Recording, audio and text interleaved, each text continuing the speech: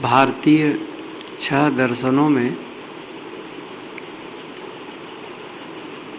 योग दर्शन एक साधना परक दर्शन है। योग दर्शन के अलावा जो अन्य 5 दर्शन के शास्त्र हैं उसमें तत्व मीमांसा ज़्यादा है और भी बातें हैं, लेकिन साधना की दृष्टि से योग दर्शन सर्वोपरि है और बहुत पुराना ये ग्रंथ है। योग दर्शन के पहले से ही ध्यान साधना योग की प्रक्रिया भारतीय परंपरा में थी। कब से थी इसका उत्तर नहीं दिया जा सकता है, बहुत पुरानी है। ऋग्वैदिक काल पूर्व और पहले कहना चाहिए, वैदिक उत्तर वैदिक काल, उसमें साधना की बातें आई हैं। ऋग्वेद में ही आया है कि उपहवरे गिरीणाम संगथे चा नदी नाम धिया विप्रो अजायत।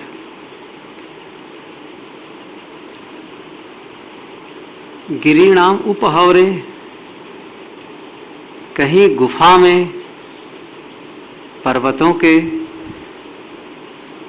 नदियों के तट में जाकर जो मुनिजन हैं वे क्या करते हैं, संगथे चा नदी नाम धिया, बुद्धि को कहते हैं धी, विप्रो अजायत,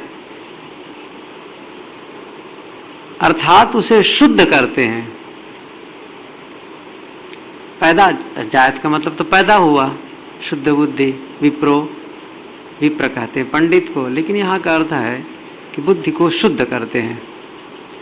ये ध्यान की ही प्रक्रिया है, योग की ही प्रक्रिया है। मोहनजोदड़ो हड़प्पा की खुदाई में ध्यानस्थ मूर्तियां मिली हैं, बहुत पुरानी है। वैदिक कहें या वैदिक काल के पहले नहीं, तो वैदिक तो कहा, बहुत मतलब वैदिक काल का कहना ही पड़ेगा। पहले हमारी परंपरा में यह था कि प्रार्थना प्रधान तो थी ही, प्राकृतिक शक्तियों को देवी देवता मानकर उनकी पूजा अर्चना की जाती थी। यज्ञ हवन का बड़ा दौर था। सूर्य है, नक्षत्र हैं, और भी मरुत वरुण, बहुत से नाम हैं। उन प्राकृतिक शक्तियों को शक्ति देवता मानकर पूजा करते थे, प्रार्थना करते थे, उनसे मांग करते थे, सुख दुख की कामना करते थे।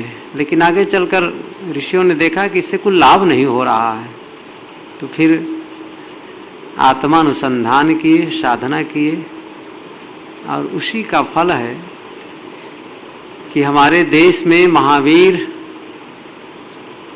और बुद्ध जैसे मनीषी पैदा हुए।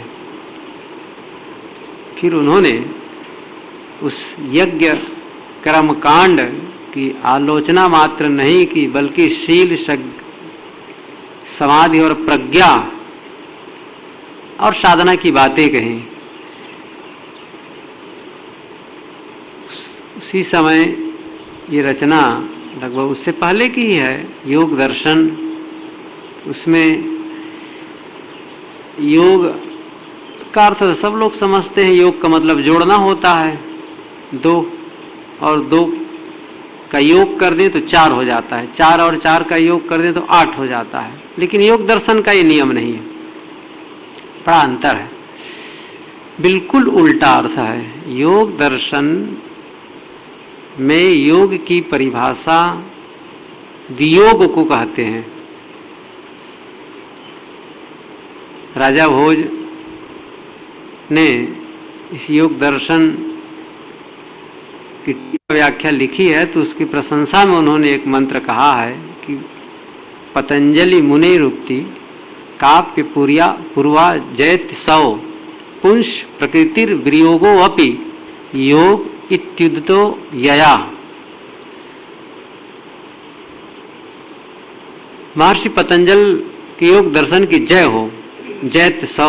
बड़ा बढ़िया कहा है, उनका ढंग बड़ा अच्छा है, शैली अच्छी है कि पतंजल मुनि रुक्ति काव्य पूर्वा, मतलब अपूर्व, अपूर्व वाणी की, मतलब इसके पहले ऐसी वाणी कही नहीं गई थी। जय हो, जिसमें पुंस प्रकृति वियोगो अपि, पुरुष और प्रकृति के वियोग को भी योग इत्युदितो यया, उसे भी कहा गया है। मतलब वियोग को योग कहा गया है। अगर साफ परिभाषा गीता में की साफ परिभाषा गीता में दी गई है, उसमें आया है कि दुख संयोग वियोगम योग संगीतम। दुख संयोग वियोगम योग संगीतम। दुख के संयोग का वियोग हो जाना योग है। भगवान या ईश्वर का पाना योग नहीं है। लोग कहते हैं योग साधना करो, ध्यान करो, परमात्मा मिलेंगे, बिल्कुल झूठ कहते हैं। योग दर्शन में परमात्मा पाने की बात नहीं कही गई है। अब पूरा योग दर्शन पढ़ सकते हैं, आप लोगों का सौभाग्य भी है कि गुरुदेव जी की लिखी योग दर्शन पर भाष्य है, परख भाष्य है, और बहुत सरल ढंग से है, आप पढ़ सकते हैं। कहीं नहीं लिखा गया, उसका उद्देश्य भी नहीं, योग दर्शन का उद्देश्य कि परमात्मा ईश्वर को पाना है। हाँ, ईश्वर का नाम आया है, वो भी एक साधक के लिए सुहलियत पैदा करता है कि उसकी याद करो, वो हैं, वो मोक्ष रूप में है, और वह एक प्रकार से सदैव मुक्त रूप है। वो बिल्कुल क्लेश रहित हैं, कर्म क्लेश और विपाक इन तीनों से सदैव रहित रहते हैं। इसलिए याद करो, बस आपका वो काम बना देगा, इतना ही है। और नहीं लिखा है उसमें कि परमात्मा को पाना है, और या बिंदु का सिंधु में मिल जाना, जैसे बिंदु है पानी का, जल एक बिंदु, और उसको सागर में मिल जाना, या अंश का अंशी में मिल जाना, ऐसा कुछ भी नहीं है। पाना नहीं है, वियोग करना है। दुख का वियोग, दुख का वियोग कर देना ही योग है। और यही साधना हम लोग कर रहे हैं, वही कबीर साहिब की साधना है, जिसे कहते हैं राजयोग। राजपथ, नेशनल हाईवे, आप लोगों की भाषा में, सब चले, खूब चौड़ी सड़क हो, सबके लिए सुलभ, ये राजयोग है। सबके लिए बड़ा सहज मार्ग।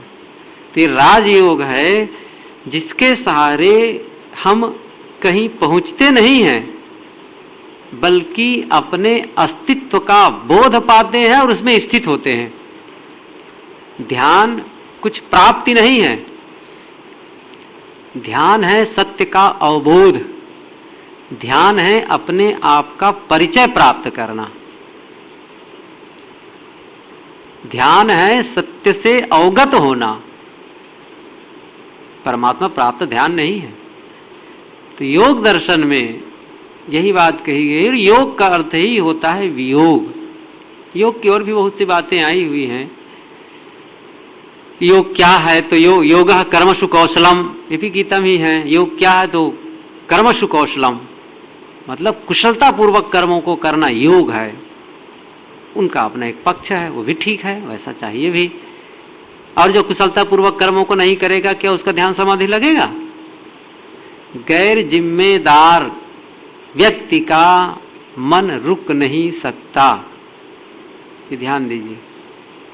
जो अपने कर्तव्यों का जिम्मेदारी पूर्वक निर्वहन नहीं करता है, क्या भला ऐसे व्यक्ति का मन भी एकाग्र होगा और योग की स्थिति में पहुंचेगा? नहीं हो सकता है। कोई काल्पनिक स्थिति थोड़े साधना और ध्यान कि आप जैसे तैसे करो और बस ऊपर पहुंच जाओ, ऐसा नहीं है। एक लंबी प्रक्रिया का फल होता है। मैं इस विषय पर तो समय से कहूंगा, मेरा भी कहने का उद्देश्य यही है कि योग दर्शन में जो मंत्र आया है, जिसको महर्षि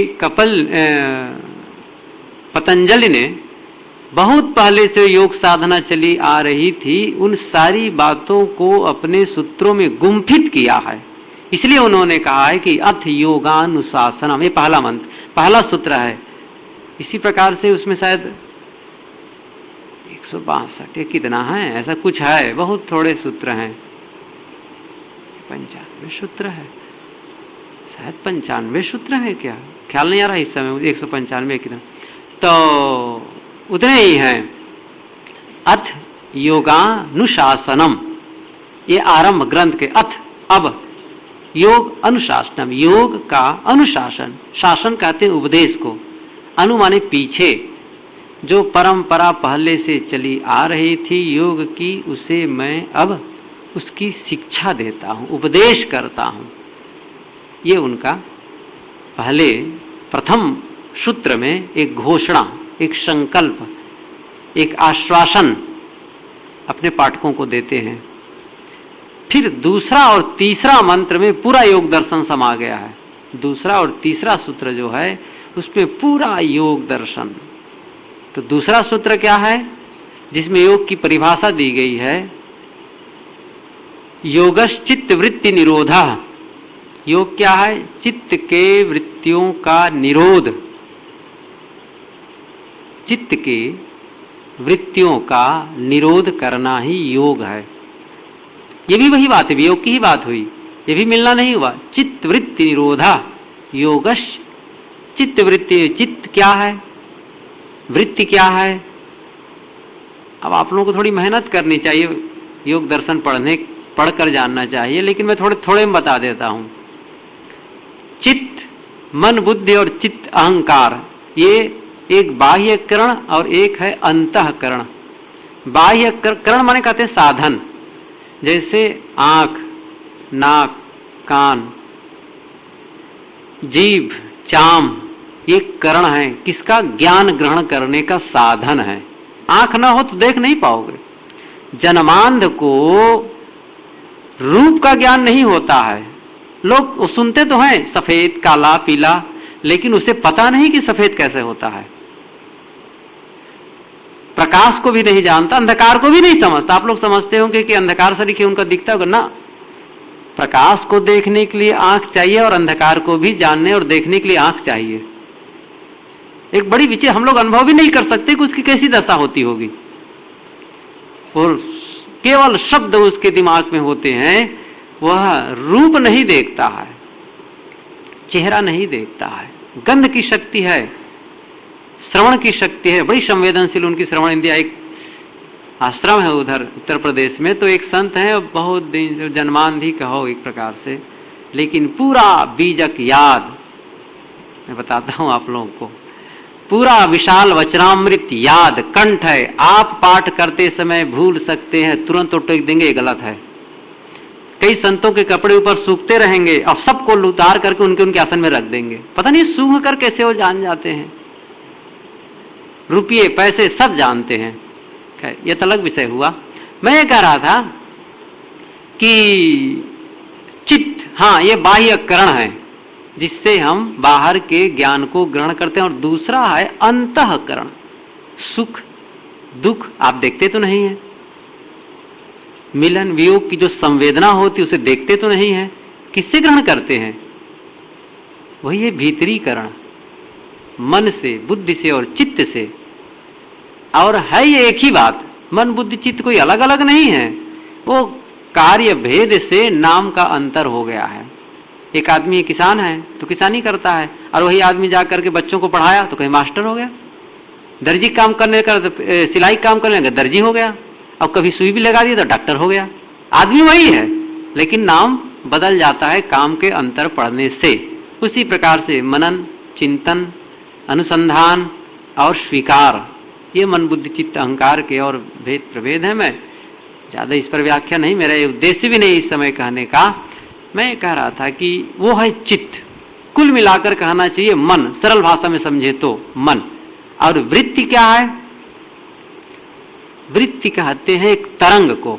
वृत्त का मतलब गोला, ये आप लोग रेखा गणित में पढ़े होंगे। वृत्त, वृत्त मतलब एक गोला ऐसा कर दें, उसको कहते हैं वृत्त। जैसे तालाब में कंकड़ फेंको, पत्थर, तो पत्थर जैसे फेंकेंगे तो चारों तरफ एक गोला बन जाता है, वो एक वृत्त है। और वहां पानी ये नहीं कि फिर आगे तरंग चलता गया, एक तरंग। मतलब हम बैठते हैं तो मन में जो विचारों का एक आयाम, एक वृत्त तैयार होता है। यहीं बैठे हैं और ऊपर की याद आ गई, आसन की याद आ गई, गांव की याद आ गई, घर की याद आने लगी। ये क्या है? वृत्त है। और वो बदलते रहेंगे, पहले कभी कुछ, ये वृत्ति है। ऋषि कहते हैं योग क्या है? इस चित्त के वृत्तियों का निरोध कर देना, उसको रोक देना। न तरंग उठे, पानी रहे लेकिन पानी में तरंग न रहे, तरंग रहित जल। ध्यान दीजिए, एक है जल तो है ही है, लेकिन जल में ही तरंग संभव है, चित्त में ही वृत्तियां उठनी है। कहां उठेगी? पानी में ही तो तरंग उठेगी, लहर आएगी। लेकिन लहर जब न हो, स्वाभाविक है अपना चेहरा देखने के लिए पानी के पास जब खड़े हो जाएंगे आप, तो दो तीन बातों का उसमें दो तीन शर्त आवश्यक है। वो क्या है? एक तो साफ हो, चंचल ना हो, पानी यदि हिलता हो तो भी नहीं देख पाएंगे। तो उसी प्रकार से आत्मा साक्षात्कार करने के लिए आप वृत्तियों में अटके रहें, सोचते रहें, तो जगत देखेंगे कि अपने आप को देखेंगे? वो तो जगत के दृश्य आ रहे हैं। जब वो दृश्य घटते हैं, खत्म होते हैं, तब अपने आप की अनुभूति होती है। उसी को ऋषि कहते हैं योगश चित्त वृत्ति निरोधा। योग क्या है? चित्त के वृत्तियों का निरोध। होता क्या है फिर उससे? तो आगे सूत्र ऋषि कहते हैं, महर्षि पतंजल कहते हैं, तदा द्रष्टु स्वरूपे अवस्थानम। तदा तब अर्थात उस समय, तदा उस समय द्रष्टु दृष्टा की स्वरूपे अपने रूप में अवस्थानम स्थित होती है। उस समय दृष्टा की अपने रूप में स्थित होती है। ये जीव पुरुष की, ये जीव ही पुरुष है, आत्मा ही पुरुष है। चाहे वो पुरुष के अंदर हो, चाहे स्त्री के अंदर हो, सब पुरुष है। ये तो शारीरिक स्तर पर है, लेकिन दुख सुख का अनुभव सबको बराबर है।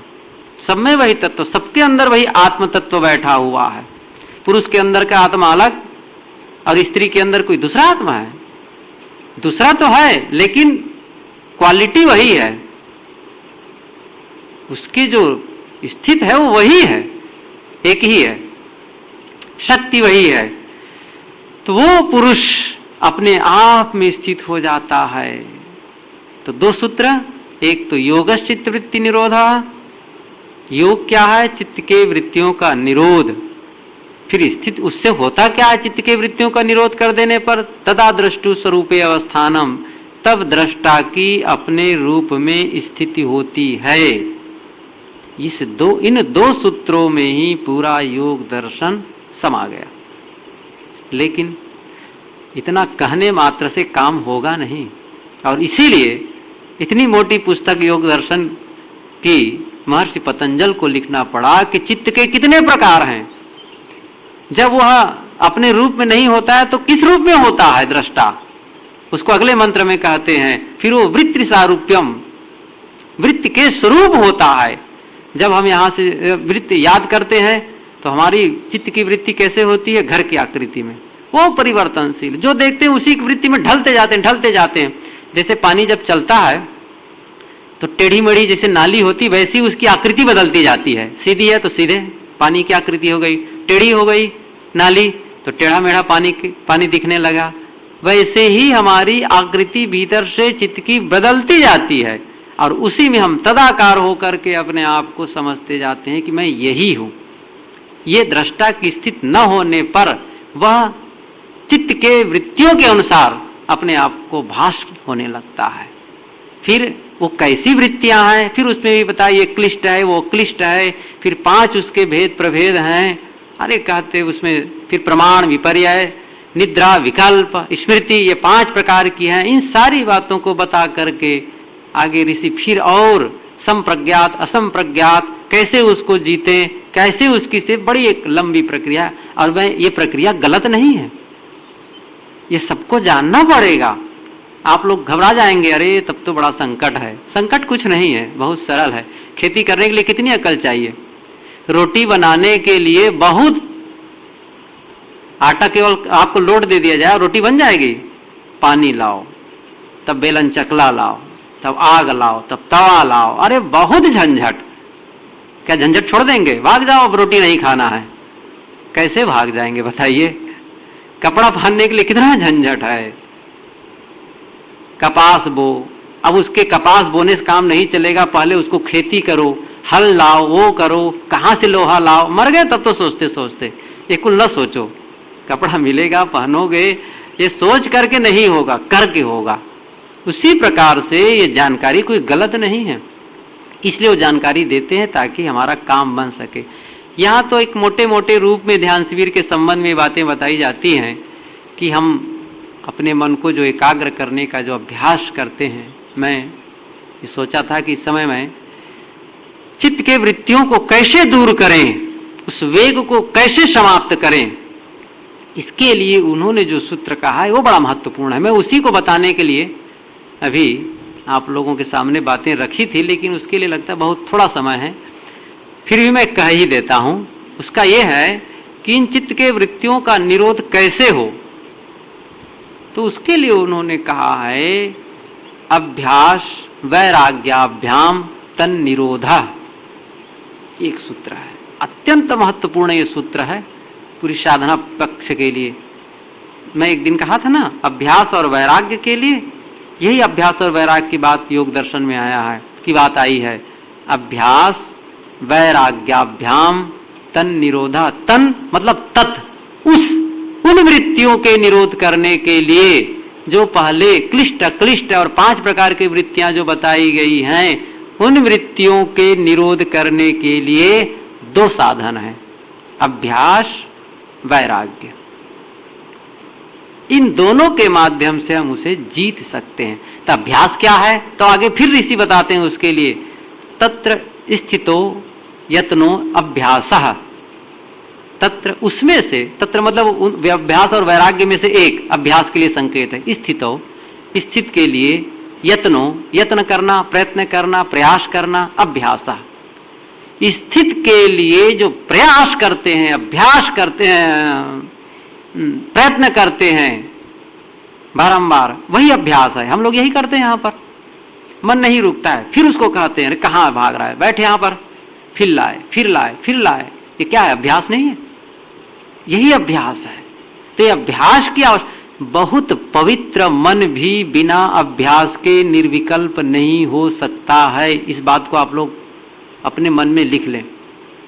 कोई आदमी सदाचारी हो सकता है, बहुत सदाचारी है, बड़ा पवित्र, कोई उसके जीवन में दुष्कर्म नहीं है, सब कुछ बढ़िया बढ़िया कमाएगा, खाएगा, किसी से लेना न देना, मस्त, फिर भी उसके चित्त की निर्विकल्प अवस्था नहीं आ जाएगी बिना साधना के, बिना अभ्यास के। साधु का वेश भी है, सब बढ़िया है, सब बढ़िया करता है, त्यागी है, वैरागी है, वैरागवान भी है, कोई विषय पामर नहीं है, सब त्यागी। इसके बाद भी बिना अभ्यास के चित्त के निर्विकल्प अवस्था नहीं आ सकती है। इसलिए अभ्यास, अभ्यास है सकारात्मक साधन और वैराग्य है नकारात्मक साधन। अभ्यास का मतलब दोहराना। ये सुने होंगे ना, करत करत अभ्यास ते जड़मति होत सुजान, रसरी आवत जाते सिल पर परत निशान। कौन नहीं जानता हिस्सा की कबीर साहब की, कक्षा 3 से पढ़ते आए हैं, शायद आप लोग भी पढ़े होंगे, हम लोग तो पढ़े ही हैं। तो ये अभ्यास, निरंतरता, ऐसी आवश्यकता है, बारंबार उसमें नियोजित करना, बारंबार वह काम करना। और दूसरा है वैराग्य, नकारात्मक, नहीं चाहिए नहीं चाहिए नहीं चाहिए, अस्वीकार अस्वीकार, ये संसार मुझे नहीं चाहिए, ये विचार मेरे मन में ना आए ना आए ना आए, पूरा संसार दुख रूप है, मुझे शरीर नहीं चाहिए, संसार नहीं चाहिए, सबसे मेरा मन अलग हो, मैं केवल अपने आप में रहूं। ये जो नकारात्मक अस्वीकार है, ये कब होगा? जब अनासक्ति होगी। अभी पत्नी चाहिए, बच्चे चाहिए, वो बहुत, मेरा मतलब ये नहीं कि आप लोग भाग करके इलाहाबाद चले जाइए, सूरत रह जाइए, वो सब ठीक है, आप चाहिए रहिए, लेकिन यहाँ उसकी क्या आवश्यकता है जो आप परेशान है, जिसकी याद करके मन को दिमाग को खराब किए हुए हैं? कोई आवश्यकता नहीं है। इस समय तो त्याग करके नहीं, वो जबरदस्ती जा करके लद जाते हैं, अभ्यास नहीं होने के नाते वो अभ्यास हमें करना है और साथ साथ वैराग मन में बनाए रखना है, जिसे गीता में भी यही बात है और सारे महापुरुष यही कहेंगे, चाहे कबीर हो, बुद्ध हो, महावीर हो, जीसस हो, सबकी यही बात होगी, सभी यही अनुभव करेंगे। गीता लेखक भी यही कहते हैं, चंचलम ही मना कृष्ण प्रमाथि बलवद दृढ़म तस्याहम निग्रहम वायुरु तस्याहम निग्रहम मन्ये वायुरु सुदुष्करम। अर्जुन ने पूछा कृष्ण से कि चंचलम ही मना कृष्ण, हे कृष्ण ये मन बड़ा चंचल है, चंचलम ही मना कृष्ण, प्रमाथि बड़ा प्रमथन स्वभाव वाला है, उफान तूफान करने वाला है, प्रमाथि बलवद दृढ़म अदृढ़ बड़ा हठीला है, तस्याहम निग्रहम उसका निग्रह करना, उसको रोकना, मन्ये उस मन को रोकना कैसे है, वायु सुदुष्करम, जैसे वायु को वश में करना दुष्कर है वैसे ही इस चंचल मन को वश में करना दुष्कर है, क्या करूं मैं, ये अर्जुन ने पूछा श्री कृष्ण को। तब उन्होंने कहा असंशयम महाबाहो, हे महाबाहो अर्जुन असंशयम निसंदेह असंशयम महाबाहो दुर्निग्रहम चलम, तुम्हारा कहना सही है, इसमें संदेह नहीं है, बड़ा दुर्निग्रहम चलम, इसका निग्रह बड़ा कठिन है, बड़ा चंचल है यह मन, लेकिन उपाय है, वो क्या, अभ्यासेन तु कौन्ते वैराग्यण च गृह्यते, बिल्कुल योग दर्शन की ही भाषा में गीता लेखक कहते हैं, अभ्यासेन तु कौन्ते, ए कौन्ते कुंती पुत्र, अभ्यासेन अभ्यास वैराग्यण च गृह्यते, अभ्यास और वैराग्य से ही उस चंचल मन को वश में किया जा सकता है, और जिस समय उसे वश में किया गया बहुत काम लायक बड़ा मित्र हो, उसके समान फिर आपका कोई मित्र नहीं हो सकता है, परम मित्र वह मन होगा जो प्रशिक्षित होगा, वह प्रशिक्षित मन प्रशिक्षित घोड़े की तरह है, जो एक एड़ लगाओ एकदम फर दौड़ता है, और प्रशिक्षित नहीं है तो ठाक पटक देगा, हाथ पैर टूट जाएगा। ये मन हम लोग आज तक पटक ही तो रहा है, हाथ पैर नहीं टूटता है लेकिन हम दुखी सुखी नहीं होते हैं, पटक रहा है, रोज रोज पटकता है, नित उठ नौआ नाव चढ़ाते हैं, बेरा ही बेरा बोरे हो, रोज डुबाते हैं नैया को, अब नहीं डुबाना है, अब ऐसी जगह आए हैं जहां हम नैया पार करने का प्रशिक्षण पा रहे हैं और इसे अब खे करके पार लगा देना है, अटकाना नहीं है मझधार में। इसके लिए चाहिए अभ्यास और वैराग्य।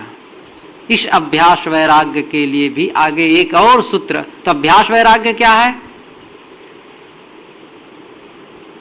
ध्यान का समय जा रहा है, इसको मैं फिर समय से कहूंगा, अभी आप लोग अभ्यास करें, सभी लोग स्थिर आसन से बैठें, इसको यहीं पर एक स्थगित किया जाता है। अभ्यास और वैराग्य की बातें अधूरी रही, मैं समय से इसको फिर कहूँगा, ज़्यादा कह दूंगा तो आप लोगों का अभ्यास का काम छूट जाएगा और आप लोग कहेंगे बस चलता ही रहे प्रवचन सुनने में बड़ा अच्छा लगता है, अभ्यास करते समय आकर के मन दबोचने लगता है, क्या बताएं, अभी तक तो बढ़िया आराम से बैठे थे और अब जैसे कहे बस ध्यान में बैठो वैसे तब पैर दुखने लगा, अब मन भागने लगा, यही होता ही है, सबका होता है, मेरा होता है, आपका भी होता होगा, लेकिन इससे घबराना नहीं है। मैं अभ्यास वाला समय नहीं खाना चाहता हूँ क्योंकि उसके लिए आए हैं, ये विचार तो मैं फिर बता दूंगा समय से, इसलिए सभी साधक वह संकल्प लें कि अब मन को हमें अभ्यास और वैराग्य के द्वारा रोक लेना है, वह अभ्यास हम करने जा रहे हैं। तत्र स्थितो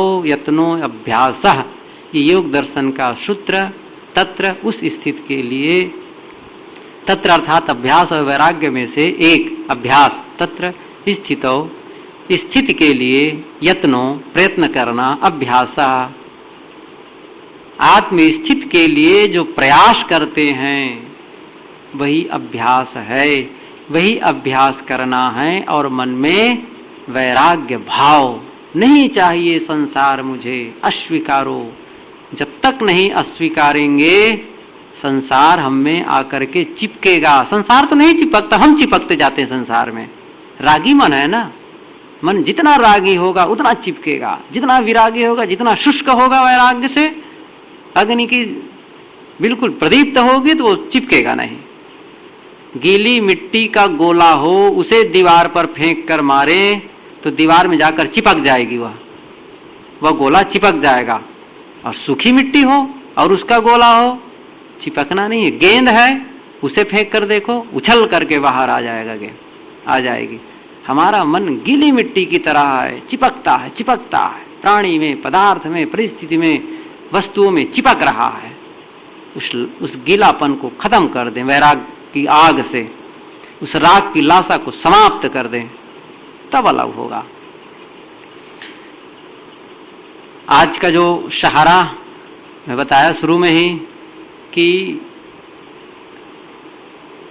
श्वास, देखो श्वासों का आना जाना बिल्कुल लगा हुआ है। बोलें, चालें, उठे, बैठें, सोएं, जागें, उसका क्रम नहीं रुकता है। बड़ा निस्वार्थ सेवक है हमारा वह, उनको कोई कामना नहीं है फिर भी सेवा करता है, कोई अपेक्षा नहीं है फिर भी सेवा करता है। कितना सहयोगी हमारा वो। और उसका थोड़ा और हम कन्वर्ट कर दें, थोड़ा और उसको आगे बढ़ाएं, उससे और काम लें, बस उसे हम साधना के मार्ग में लगाएं और ध्यान केंद्रित करें।